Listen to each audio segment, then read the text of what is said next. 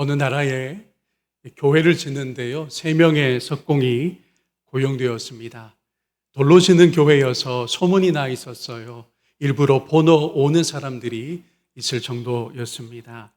그 중에 어느 방문자가 석공들에게 차례로 말을 건넵니다.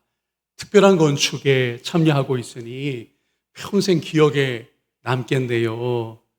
그러자 첫 번째 석공이 신경질적으로 반응합니다. 평생 기억, 무슨 죽지 못해 돌을 깨고 있어. 이게 안 보입니까? 두 번째 석공은 메마르게 대답했습니다. 별 수 있나요? 가족들 먹여 살리는 거죠. 그런데 세 번째 석공이 땀을 닦더니 이렇게 입을 엽니다. 저는 비천하지만 저의 일이 하나님의 영광을 위해 쓰이기만 그저 바랄 뿐입니다. 어떻습니까, 여러분? 같은 노동이지만 목적이 다릅니다. 두 사람은 어쩔 수 없이 일합니다. 당장의 필요를 위해서 일하고요. 그러나 다른 한 사람은 궁극적인 목적을 알고 있습니다. 목적 곧 텔로스 의식이 그에게서 보입니다. 텔로스라는 말이 이제 친숙해졌죠. 목적, 끝, 완성이라는 그리스어입니다. 신약 성경에 여러 번 나오고요. 설교 제목 자막이 이제 들어가도 좋을 것 같네요. 예수님이 십자가에서 하신 마지막 말씀에도 그런데 텔로스가 들어 있습니다. 바로 다 이루었다라는 말씀입니다. 동사형인 텔레오가 그대로 쓰였어요. 완료형으로 표현되었다는 것도 중요합니다. 무슨 뜻이냐 하면 정말 다 이루어졌다는 거예요. 참으로 완성되었다라는 정도의 묵직한 표현입니다. 십자가의 시간이 끝났다라는 정도가 아니에요. 고통이 마무리되었다라는 정도가 아닙니다. 세 가지 근본적인 의미를 이 시간 여러분과 살피려고 합니다. 그 첫 번째는 대속이 완성되었다라는 것입니다.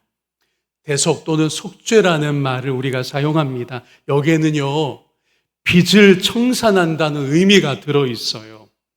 뭐라고요? 빚을 청산한다는 의미가 들어있어요. 우리 주기도문에 보면 우리의 죄를 사하여 주십시오라는 청원이 있잖아요. 이게 우리말 번역으로 그 원래 그리스어 느낌이 안 사는데 그때 그 죄는 뭐냐면 빚입니다. 그리스말로 빚이라는 말이 거기에 쓰였어요. 인간이 하나님 앞에 죄를 범하는 것이 오랫동안 유대인들에게는 그게 하나님 앞에 빚지는 것이다라고 하는 명확한 의식이 늘 있었던 겁니다. 그래서 이 대속하시다, 속죄하셨다라는 이 표현 가운데 빚이 청산된다라는 뜻이 거기 들어가 있는 겁니다. 죄의 빚입니다. 죄의 채무인 것입니다. 인간 스스로는 갚을 길이 없는 죄의 빚을 누가 대신 치르고 청산하셨다는 걸까요? 예수 그리스도께서요. 그러면 예수님이 무엇으로 대가를 치르셨다는 것일까요? 예수님의 피로써. 예수님의 피로써 그렇게 하셨어요. 제가 좀 투박하고 거칠게 표현하자면 예수님이 자기 피를 팔아서 우리의 죄의 형벌을 청산해 주신 겁니다. 여러분, 그래서 그저 면제가 아닙니다. 청산입니다. 예수님이 죄값을, 죄의 빚을 완전히 청산하셨어요. 십자가에서 피 흘려 죽으심으로써 이 일을 완성하셨습니다. 그러니 더 청구될 것이 없습니다. 완전히 끝났습니다. 정산되었습니다. 이것이 십자가에 달리셔서 예수님의 그 입술 가운데 마지막으로 흘러나온 그 표현, 다 이루었다라는 말씀의 중요한 한 층이에요. 텔로스가 동사로 쓰였습니다. 이 말이 당시 상거래에서도 활용되었다는 걸 여러분이 알아두시면 유익이 있습니다. 빚을 다 갚았다, 완전히 지불되었다라는 영수증이 있었고요. 거기에 고무인을 꾹 눌러서 확증했던 것입니다. 채무 완납 다 이루었다라는 거죠. 예수님이 십자가에서 이루신 중요한 한 가지 사역이 바로 여기에 있습니다. 더 이상 우리에게 청구될 것이 없어요. 예수님께서 영수증에 도장이 확실히 찍히도록 하신 것입니다. 믿으시나요? 또 한 가지, 율법의 요구로부터도 정산되는 순간이었습니다. 예수님 자신이 율법을 온전히 이루셨기에 그렇게 하실 수 있었습니다. 로마서 10장 4절을 봅니다. 그리스도는 모든 믿는 자에게 의를 이루기 위하여 율법의 마침이 되시니라. 아멘. 오해는 없어야 하겠습니다. 이제 율법은 상관없다. 그렇지 않습니다. 율법은 소용이 없어졌다. 그렇지 않아요. 율법을 비롯한 구약이 목적한 바를 누가 이루셨다는 게 본질입니까? 예수님이 이루셨다라는 것이 본질이지, 율법은 이제 우리에게 아무 관계가 없습니다. 결코 그렇지 않아요. 오히려 그 예수님 안에서 우리는 감사하니까 정말 자발적으로 율법의 말씀을 순종할 수 있게 된 것입니다. 율법을 지켜서 의롭다함을 받으려는 것 아니라 예수님이 베푸신 그 대속의 은혜가 너무 감격스러워서 구약율법을 오히려 이제는 귀하게 보기 시작하고 그 뜻을 따를 수 있게 되었다는 거예요. 그러나 율법이 우리에게 더 이상은 청구서가 되지 않습니다. 율법이 더 이상은 우리에게 무거운 멍에로 작동하지는 않는다는 거예요. 예수님께서 두 가지였습니다. 우리의 죄의 빚을 어떻게 하셨다고요? 완전히 청산하셨어요. 그리고 연결되는 것인데 율법의 요구로부터도 우리를 자유케 하셔서 오히려 예수 그리스도 안에 이제는 감격해서 자발적으로 율법의 정신을 따라 순종할 수 있는 문이 오히려 활짝 열린 것입니다. 자, 두 번째로 예수님은 사랑을 완성하셨습니다. 십자가로 하신 두 번째 완성이 바로 여기에 있어요. 사랑이 완성되었습니다. 우리 전라북도에 좋은 고장이 참 많이 있는데 진안군에 가면 군청을 중심으로 중심지가 쭉 전개되어 있어요. 거기에 벽화가 좀 그려져 있는 골목이 있습니다. 지난번에 저희 교역자들이 하루 나들이를 진안으로 5월에 갔다가 그 골목도 좀 걸을 수 있었습니다. 거기에 익숙한 노랫말을 그려놓은 벽이 있어요. 이겁니다. 사랑은 연필로 쓰세요라는 가사입니다. 전용록 씨가 불렀었죠. 이유는 여러분이 다 아는 그대로입니다. 사랑을 쓰다가 틀리니까요. 우리가 사랑에 서툽니다. 실수합니다. 사랑에 실패도 합니다. 우리가 사랑을 잘 못해요. 사랑이라는 이름으로 오히려 상처를 주고 받곤 합니다. 그런데 우리 예수님은 사랑에 있어서 완전하십니다.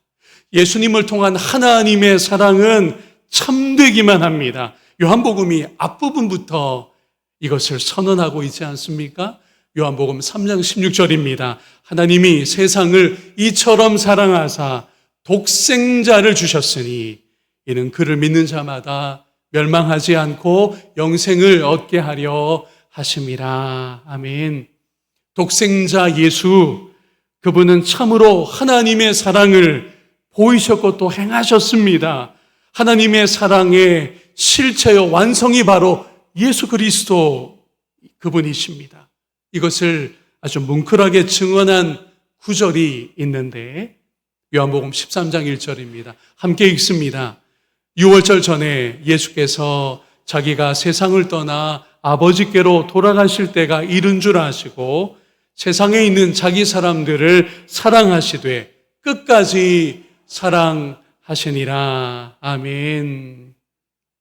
그리고 이어진 이 말씀 다음에 이어진 예수님의 행동이 어떤 것인지 여러분 떠올릴 수 있으세요? 예수님이 겉옷을 벗습니다. 공식적인 식사 자리인데 그렇게 하는 건 스승으로서의 체면을 다 내려놓는 행동이었어요. 그리고는 허리에 수건을 두르셨습니다. 이건 당시 하인들이나 종들이나 하던 일이었습니다. 그리고는 물을 떠서 제자들의 발을 씻어 주셨습니다. 물로 씻기셨고 얼마 뒤에는 십자가에서 자기 피로 씻어 주신 줄 믿습니다. 이 모든 것이 두 마디에 오롯이 새겨졌는데요. 저를 따라서 해주시면 좋겠습니다. 끝까지 사랑하시니라. 여러분, 여기 끝까지라는 말에 바로 텔로스가 쓰였어요. 목적이라는 뜻이죠. 그러니까 이런 의역이 가능합니다. 목적지가 있는 사랑으로 사랑하셨다는 거예요. 끝까지 사랑하셨다는 건 목적지가 있는 사랑으로 사랑하셨다는 건데, 여러분, 그 목적지가 어디입니까? 바로 십자가 대속의 자리였던 겁니다. 생명 주시기까지 사랑하는 그 자리였던 것입니다. 실제로 그 십자가에서 예수님이 마지막에 이 말씀을 하셨잖아요. 내가 다 이루었다 라고 하셨습니다. 십자가로 완성될 사랑까지 사랑하셨다는 거죠. 내가 완전히 사랑했고 하늘아버지께서 목적하신 그 사랑을 내가 순종함으로 다 이루었다라고 말씀하시는 순간이었습니다. 여러분, 그 사랑이 오늘도 우리를 가능케 하고 붙들어 주시는 줄로 믿습니다. 한 걸음 더, 세 번째는요, 안식의 완성입니다. 십자가에서 다 이루었다라고 말씀하셨을 때 한 가지 주제가 바로 여기에 있어요. 안식도 완성하신 겁니다. 오늘 주일 지나 3일 저녁이잖아요. 지난 3일 동안 한번 잠깐 돌아보시면 좋겠습니다. 여러분의 삶에 지난 3일 동안에 안식이 있었습니까? 내가 참 쉼이 있구나라고 느낀 적이 있으셨나요? 이거 참 쉽지 않습니다. 돌아서면 염려입니다. 돌아서면 불안입니다. 그러다가 누우면 불면이 되고 말고요. 저희 교역자들은 하나님의 안식에 참여한다는 주일에 마음이 더 분주합니다. 그러다가 주일 저녁이 되어야 한숨 돌리거든요. 이건 모든 교역자들의 루틴입니다. 리듬입니다. 그러나 별것 아닙니다. 여러분 가운데 그리고 우리 이웃 중에 정말 안식이 없는 현실이 적지 않기 때문에 그래요. 일전에 제가 중동에 있는 오산상회라고 하는 카페에서 좀 마음의 쉼을 이렇게 스스로 토닥이고 밖으로 나왔는데요. 제 눈에 이렇게 연배가 있는 남자분이 폐지를 잔뜩 싣고서 도로를 걷는 그 모습이 눈에 확 들어왔습니다. 제가 스마트폰을 꺼내서 그 모습을 담는 것 자체가 죄책감이 들었는데요. 여러분, 이런 우리의 현실, 우리 이웃들의 삶의 자리가 있지 않습니까? 노동 자체는 무슨 일이든 귀천이 없고 가치롭습니다. 그런데 쉴 수 없는 오늘날 노동의 조건 자체는 분명 하나님의 안타까움입니다. 왜냐하면 성경은 안식을 말씀하고 있으니까요. 하나님이 6일 동안 창조를 마치셨습니다. 창세기 1장에 나옵니다. 그 결론이 창세기 2장에 들어서서 요약되고 있는데 바로 이겁니다. 천지와 만물이 다 이루어지니라. 창세기 2장 1절이에요. 근데 여러분, 놀랍게도요, 구약을 그리스어로 번역한 70인경이 이 이루어지다라는 이 말을요, 텔로스라는 말로 쓰고 있어요. 동사형으로 사용합니다. 그러니 여러분, 연결되는 것 아시겠죠? 예수님이 십자가 위에서 하신 말씀 다 이루었다 해도 텔로스의 동사형이 쓰였는데 창세기 2장 1절에 천지와 만물이 다 이루어지니라 해도 텔로스의 동사형이 쓰였다는 거예요. 그래서 이런 묵상이 가능합니다. 함께 읽으면 좋겠어요. 예수님은 시작. 예수님은 죄로 손상된 첫 창조를 회복하셨습니다. 첫 창조에 안식이 있었듯 예수님 안에 안식이 있습니다. 물론 그 안식의 충만한 완성은 어디에 있는지 아세요? 언제 오는지 여러분 아시죠? 종말에 옵니다. 그 마지막 날에 와요. 계시록 마지막 장에 가면 다시는 눈물이 없고 아플 일도 없고 죽는 일 자체가 없으며 생명나무 열매를 누리는 아름다운 종말의 비전이 거기 그려져 있잖아요. 창세기 마지막 장에 나옵니다. 그런데 저는 그때까지 기다리고만 있을 게 아니라 이 시간에 여러분을 축복하며 이렇게 소망하는 마음이 있어요. 현실이 우리를 쉬지 못하게 하지만 여러분의 주님이신 예수 안에서 쉼과 안식을 되찾기를 축복합니다. 지칠 때면 여러분에게 바카스를 주려고 이렇게 미소 짓고 계신 예수님이 보이기를 주님의 이름으로 소망합니다. 제가 바카스 하나 준비했었거든요. 딱 이렇게 내보이며 하려고 하다가 몇몇 분들이 조금 저렇게까지 할까? 그런 보수적인 성도님들이 없지 않아서 그렇게까지는 하지 않았는데 제가 잘 마셨습니다. 하나가 더 남아 있는데요. 제가 안 하려고 합니다.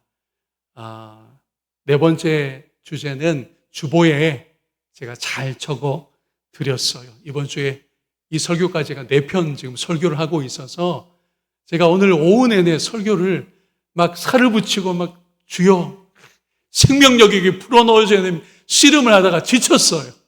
그래서 딱 3번째까지 하고 주님 더 못하겠습니다. 저도 쉼이 필요하고 저도 좀 설교자로 안식이 있었으면 좋겠습니다. 저는 안식 없이 설교 준비한다는 게 이게 이율배반 아닙니까?